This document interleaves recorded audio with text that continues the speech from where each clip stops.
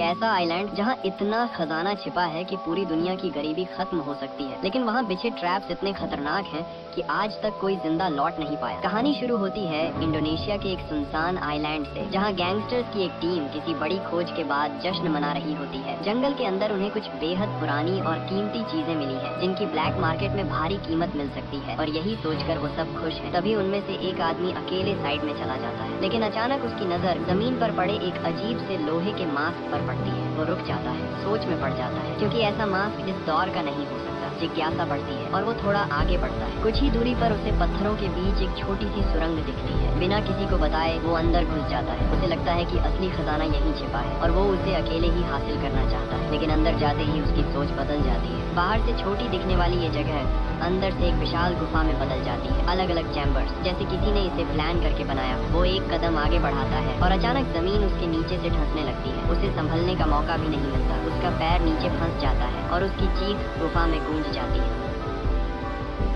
अब कहानी 20 साल आगे बढ़ती है, जहां हम एक टीम को देखते हैं जिन्हें एक अजीब सा बंकर मिल चुका होता है। बैन चाहता है कि अंदर जाकर कुछ बड़ा हाथ लगे, लेकिन जेसिका हिचकिचा रही होती है। फिर भी बैन उसे साथ लेकर अंदर चला जाता है, बाकी लोगों को बाहर रुकने को कहकर। बंकर के अंदर का माहौल अजीब खामोशी से भरा होता है, और जैसे जैसे वो आगे बढ़ते हैं उन्हें एहसास होने लगता है कि ये जगह खाली नहीं है। खोजते खोजते उन्हें 2 कंकाल मिलते हैं, जिन पर पुराने मिलिट्री बैज लगे होते हैं। ये जापानी सैनिक थे जो शायद यहाँ बहुत पहले आए थे और बाहर कभी लौट नहीं पाए। जेसिका सब कुछ देखने के बाद बस इतना कहती है कि वो मंजिल के बहुत करीब है, लेकिन असली बात छुपा लेती है। वो बैन को बाहर लेकर आती है और कहती है कि अभी और आगे जाना होगा, सही जगह अभी मिली नहीं है। आइलैंड पूरी तरह सुनसान है, घना जंगल, हर तरफ ऊंचे पेड़, ऐसे कि कोई भी आसानी से छुप सके। यही वजह थी कि वर्ल्ड वॉर के समय जापानी सेना ने इस जगह को चुना था। यहाँ से वो दुश्मनों पर नजर रखते और अचानक हमला कर देते। चलते चलते टीम एक पुराने माइनिंग एरिया तक पहुँचती है। सब कुछ टूटा हुआ, सालों से उजड़ा पड़ा, लेकिन उसी के नीचे उन्हें एक छुपा हुआ दरवाजा दिखता है। अंदर क्या है, कितना गहरा है, किसी को कुछ पता नहीं। कैप्टन साफ मना करता है, लेकिन बैन अब रुकने वाला नहीं। उसे हर हाल में अंदर जाना, चाहे जो मिल जाए। मजबूरी में सब उसके साथ चलते। जैसे ही दरवाजा खुलता है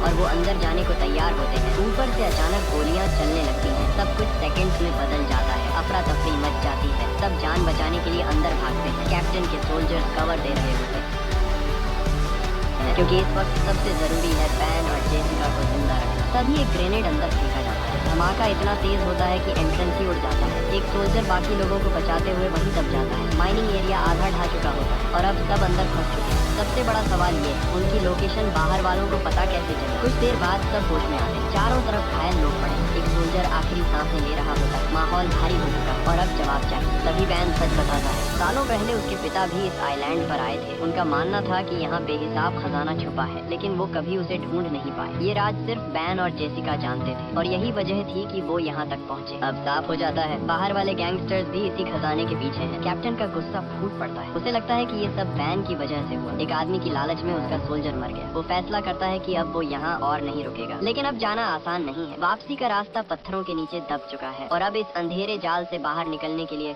उन्हें कोई नया रास्ता ढूंढना ही पड़ेगा। कैप्टन और सोल्जर्स आगे बढ़कर चारों तरफ रास्ता ढूंढने लगते हैं। तभी सामने एक संकरा सा रास्ता दिखता है। ऊपर से ये बस एक छोटी गुफा लगती है, लेकिन जैसे ही वो नीचे उतरने लगते हैं, सच्चाई सामने आती है। ये तो सिर्फ शुरुआत थी। अंदर एक डंडे लगे होते हैं। साफ दिख रहा है कि ये सब वर्ल्ड वॉर के द्वार का है, लेकिन अगर सब कुछ इतना पुराना है तो फिर यहाँ अभी भी क्या जिंदा है। अब हर कदम संभल कर बढ़ाया जाता है। कैप्टन धीरे धीरे पुल पार करता है और पूरी टीम एक बड़े से चैम्बर में पहुँच जाती है। ये जगह किसी स्टोर रूम जैसी लगती है। चारों तरफ दवाइयाँ, अजीब मास्क जो आम लोगों के लिए नहीं बनाए गए। सब कुछ देखकर लगता है यहाँ कुछ खतरनाक एक्सपेरिमेंट होते थे। थोड़ी तलाश में उन्हें फोटोज और डॉक्यूमेंट्स मिलते हैं, और सच्चाई और भी डरावनी निकलती है। ये जगह कैदियों पर किए गए एक्सपेरिमेंट्स का अड्डा थी। टॉर्चर, टेस्ट, हर वो चीज जो इंसानियत से परे हो। अब मामला सिर्फ खजाने का नहीं रहा। कैप्टन को यकीन नहीं होता कि इतनी बड़ी जगह सिर्फ खजाना छुपाने के लिए बनाई गई होगी। उसे लगने लगता है कि बैन और जेसिका कुछ छुपा रहे हैं, और शायद ये पूरी कहानी वैसी नहीं है जैसी दिखाई जा रही है। वो साफ मना कर देता है, अब वो इस खेल का हिस्सा नहीं बनेगा। एक सोल्जर बाहर पहरा दे रहा होता है। सब कुछ शांत है, लेकिन अचानक उसे महसूस होता है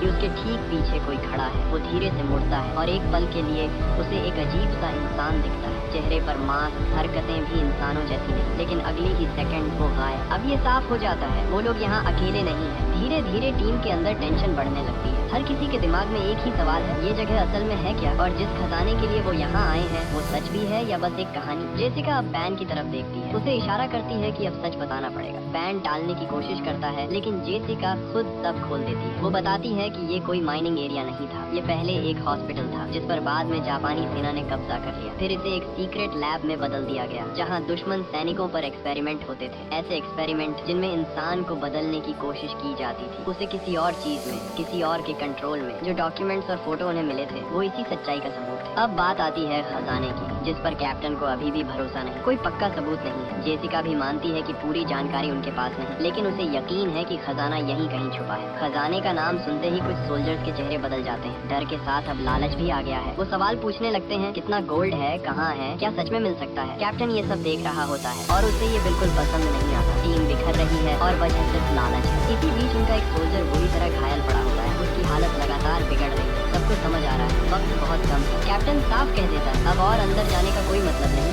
पहले बाहर निकलने का रास्ता ढूंढना होगा। वो एक सोल्जर को साथ लेता है और बाकी सबको स्टोर रूम में रुकने का आदेश देता है ताकि कोई और खतरे में न पड़े। लेकिन बैन को ये मंजूर नहीं, उसके लिए यहाँ से निकलना नहीं, खजाना ढूंढना सबसे बड़ा मकसद। वो चाहता है कि सबसे पहले वही उसे पाए, क्योंकि इस पूरे मिशन में उसने ही सबसे ज्यादा पैसा लगाया है और अब वो खाली हाथ लौटने वाला नहीं। इसी बीच फैसला होता है कि कैप्टन और जेसिका यहीं रुककर घायल सोल्जर जॉन के साथ रहेंगे, जबकि बैन अपनी गर्लफ्रेंड और बाकी सोल्जर्स को लेकर आगे बढ़ जाता है। उसकी चाल साफ बता रही होती है, उसे सिर्फ खजाने की पड़ी है, बाकी सब बात है। जॉन की हालत बिगड़ती जा रही होती है। इसी दौरान कैप्टन जेसिका से बात करने लगता है। वो अपनी पुरानी जिंदगी के बारे में बताता है, कैसे वो पहले सिर्फ अपने बारे में सोचता था, लड़ाइयाँ लड़ता था, लोगों को मारता था, लेकिन एक वक्त के बाद उसने सब छोड़ दिया। अब वो वैसा इंसान नहीं रहा। जेसिका ये सब सुनकर चुप हो जाती है। माहौल कुछ पल के लिए भारी हो जाता है। उधर बैन और बाकी लोग आगे बढ़ते बढ़ते एक अजीब जगह पर पहुंचते हैं। नीचे की तरफ लोहे की मोटी जालियां लगी होती हैं, जैसे किसी को बंद रखने के लिए बनाई गई हो। पूरा सेटअप देखकर लगता है कि ये कोई अलग ही सेक्शन है जहाँ कुछ और ही होता था। बैन नीचे झांकता है और उसे एक हेलमेट दिखाई देता है जिस पर यूएस आर्मी का निशान बना होता है। अब बात और भी साफ हो जाती है, इस जगह तक सिर्फ वो लोग नहीं पहुँचे थे, उनसे पहले भी कोई यहाँ आया था और शायद वो भी बाहर नहीं निकल पाया। आगे बढ़ते हुए सोल्जर्स को जो मिलता है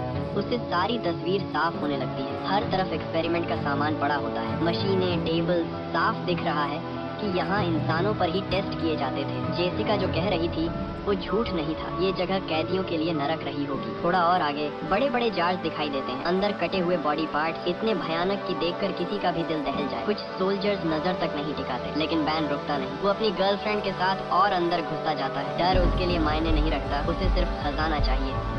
उधर जॉन जो पहले से ही बुरी तरह घायल पड़ा था, अचानक जमीन पर हलचल महसूस करता है, जैसे नीचे कुछ जिंदा हो। वो ध्यान से देखता है और तभी मिट्टी उसके नीचे से खिसकने लगती है।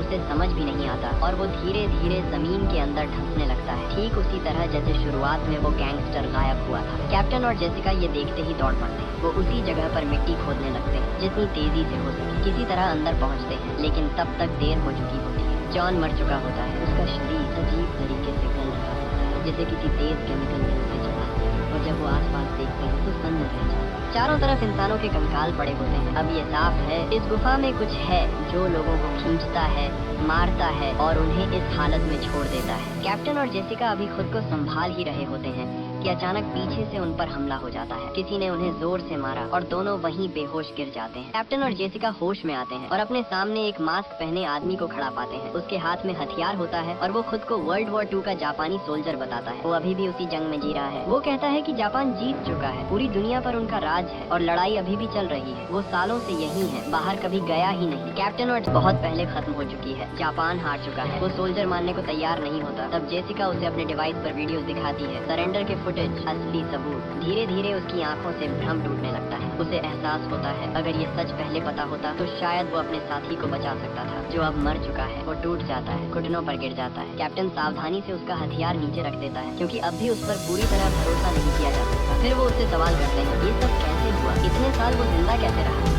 सोल्जर जो बताता है वो और भी डरावना है। जापानी वैज्ञानिकों ने उन पर एक्सपेरिमेंट किए, इंजेक्शन दिए, ये कहकर कि वो कभी बूढ़े नहीं होंगे, हमेशा जवान रहेंगे। लेकिन हकीकत कुछ और है, वो सब बदल गए। और सबसे खतरनाक बात, बाहर निकलने के रास्ते उन्होंने खुद बंद कर दिए। जो थोड़े बहुत रास्ते बचे थे उनका राज्य सिर्फ उन्हीं के पास था। ये सब सुनकर कैप्टन और जेसिका सन्न रह जाते हैं। लेकिन वो सोल्जर यही नहीं रुकता। वो बताता है कि जापानी वैज्ञानिकों का मकसद और भी खतरनाक था। वो ऐसी आर्मी बनाना चाहते थे जो कभी मरे नहीं, ऐसे सोल्जर्स जो मरने के बाद भी उठ खड़े हों और दुश्मनों को खत्म करते रहे। इसीलिए उन्हें यहाँ कैद किया गया, अलग अलग इंजेक्शन दिए गए और धीरे धीरे वो इंसान से कुछ और बनते चले गए। न उन्हें दर्द का फर्क पड़ता, न मौत का। कुछ समय बाद वो फिर से जिंदा हो जाते। ये सुनकर कैप्टन और जेसिका समझ जाते हैं ये जगह सिर्फ एक लैब नहीं थी, ये एक फेल हुआ सपना था जिसने सबको राक्षस बना दिया। वो तुरंत बाहर निकलने का रास्ता पूछते हैं। सोल्जर बताता है पहला रास्ता तो अब बंद हो चुका है, दूसरा है, लेकिन वहाँ जाना सीधा खतरे में कूदना है। उधर बैन और बाकी लोग वापस एंट्रेंस तक पहुँचते हैं, लेकिन रास्ता पत्थरों से पूरी तरह बंद मिलाता है। अब घबराहट बढ़ने लगती है, कोई समझ नहीं पा रहा कि निकलें कैसे। तभी अचानक वही डरावना क्रिएचर उन पर हमला कर देता है। वो सीधे बैन पर टूट पड़ता है, उसे गिरा देता है, घायल कर देता है। बाकी सोल्जर्स तुरंत फायरिंग शुरू करते हैं। कई गोलियां उसके सिर में लगती हैं, तब जाकर वो शांत होता है। सब हैरान रह जाते हैं, ये आखिर है क्या? जब वो उसके सिर को ध्यान से देखते हैं तो उस पर अजीब निशान बने होते हैं, जैसे कोई कोड, कोई पहचान। साफ समझ आता है ये भी कभी इंसान था, एक सोल्जर जिस पर एक्सपेरिमेंट किया गया। अब सब कनेक्ट होने लगता है, वही इंजेक्शन जिसने इंसानों को इन खौफनाक चीजों में बदल दिया। उधर जेसिका को आखिरकार एक दूसरा रास्ता मिल जाता है। वो कैप्टन और उस जापानी सोल्जर को लेकर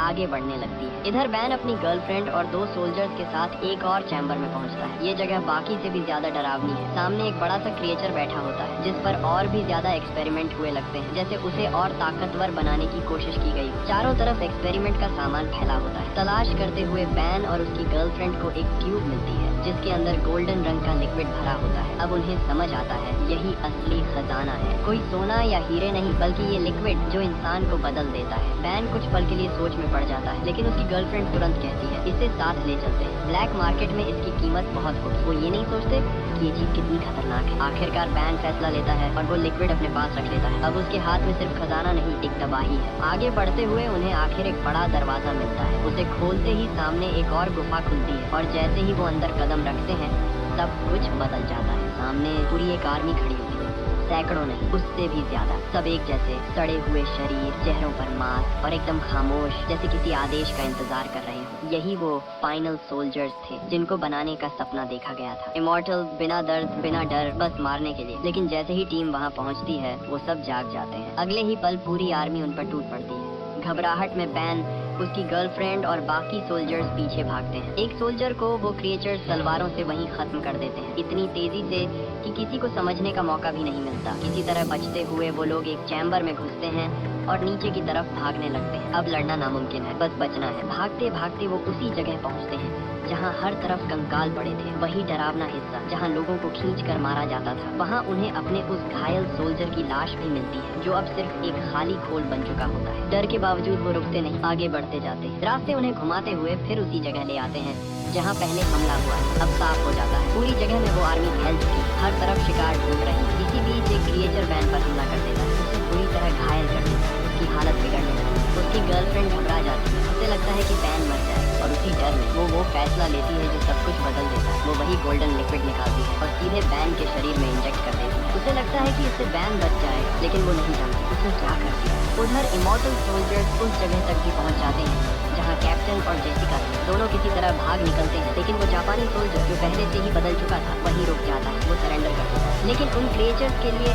सरेंडर जैसी कोई चीज नहीं है। उनके लिए हर इंसान सिर्फ एक शिकार है जिसे खत्म करना है। जैसे जैसे सब आगे बढ़ते हैं, बैन की गर्लफ्रेंड अचानक अपनी ही चाल चली देती है। वो सिर्फ बैन की चिंता कर रही थी और उसे लेकर एक अलग रास्ते में छुप जाती है। लेकिन अब वो बैन पर असर डालता है। जिस लिक्विड का उसने इंजेक्शन लिया था वो धीरे धीरे उसे बदल देता है। कुछ ही देर में बैन आउट ऑफ कंट्रोल हो जाता है और उसी का हाथ उसकी गर्लफ्रेंड पर पड़ जाता है। यह साबित हो गया कि लिक्विड सच में काम करता है। अब वो कैप्टन और बचे हुए सोल्जर को भी पकड़ लेता है और एक एक करके मारना शुरू कर देता है। कैप्टन मर चुका था और बचा सोल्जर अकेले लड़ने की कोशिश करता है, लेकिन इमॉर्टल सोल्जर्स इतनी रणनीति और बुद्धिमत्ता के साथ हमला कर रहे थे कि कोई बच नहीं पाया। अंत में सभी मर जाते हैं सिवाय जेसिका के। जेसिका किसी तरह बाहर निकलने का रास्ता ढूंढ लेती है और पानी के रास्ते ऊपर आ जाती है, लेकिन उसे वहाँ कोई और मिल जाता है, वही इमॉर्टल सोल्जर जिसने पहले उसे पकड़ने की कोशिश की थी। धीरे धीरे पूरी आर्मी बाहर आ जाती है और आगे बढ़ती है, तैयार होकर सभी को मारने के लिए। अब साफ है कि एक नई जंग शुरू होने वाली है, एक जंग जिसमें ये इमॉर्टल सोल्जर्स जिन पर एक्सपेरिमेंट हुए